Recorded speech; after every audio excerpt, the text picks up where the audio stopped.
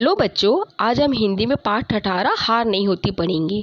इनके जो लेखक है वो कौन? हरिवंश राय बच्चन है। आप सब जानते हैं हरिवंश राय बच्चन कौन है?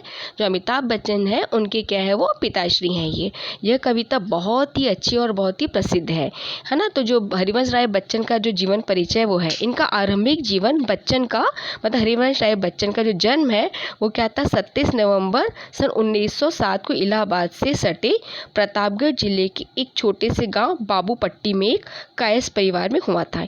इनके पिता का नाम प्रताप नारायण श्रीवास्तव तथा इनकी माता का नाम सरस्वती देवी था। इन लोगों को बाल्यकाल में बच्चन कहा जाता था, जिसका शाब्दिक अर्थ होता बच्चा या संतान होता है।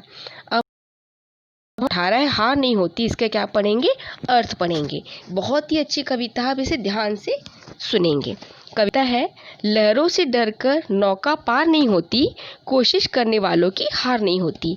नन्ही चींटी जब दाना लेकर चलती है, चढ़ती दीवारों पर 100 बार फिसलती है।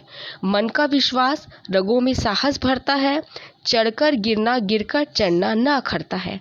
आखिर उसकी मेहनत बेकार नहीं होती, कोशिश करने वालों की हार नहीं होती। बहुत ही अच्छी कविता है, इसे सुनिएगा।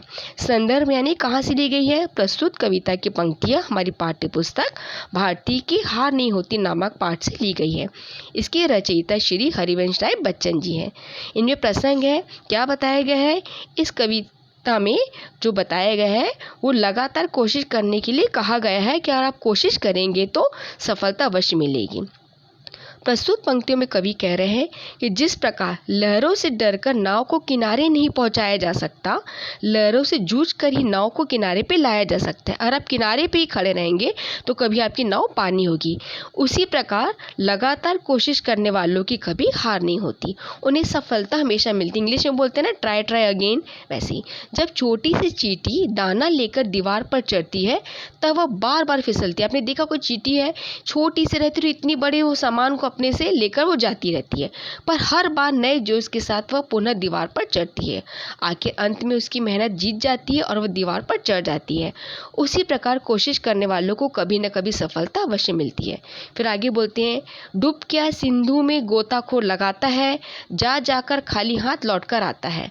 मिलती ना सहज मोती गहरे पानी में, बढ़ता दूना उत्साह इसी हैरानी में।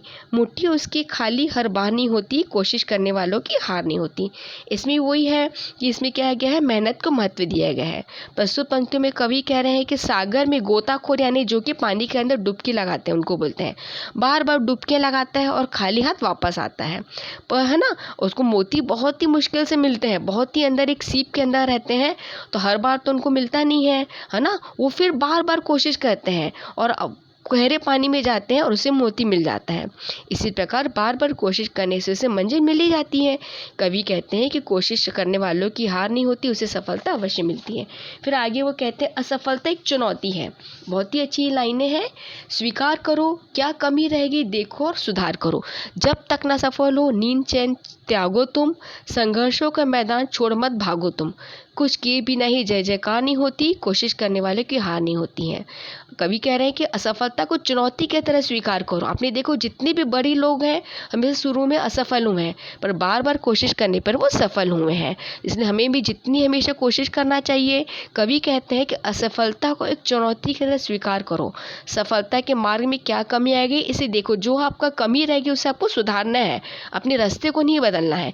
देखो और उस कमी को दूर करने की कोशिश करो। जब तक सफल न हो तुम अपना जीवन चैन आराम सब छोड़ दो। संघर्ष करते रहो, संघर्ष के मैदान को छोड़कर मत भागो। दुनिया में बिना कुछ के ही प्रशंसा नहीं मिलती, हमेशा कोशिश करने वालों को हारना नहीं पड़ता, उन्हें सफलता अवश्य मिलती है। धन्यवाद।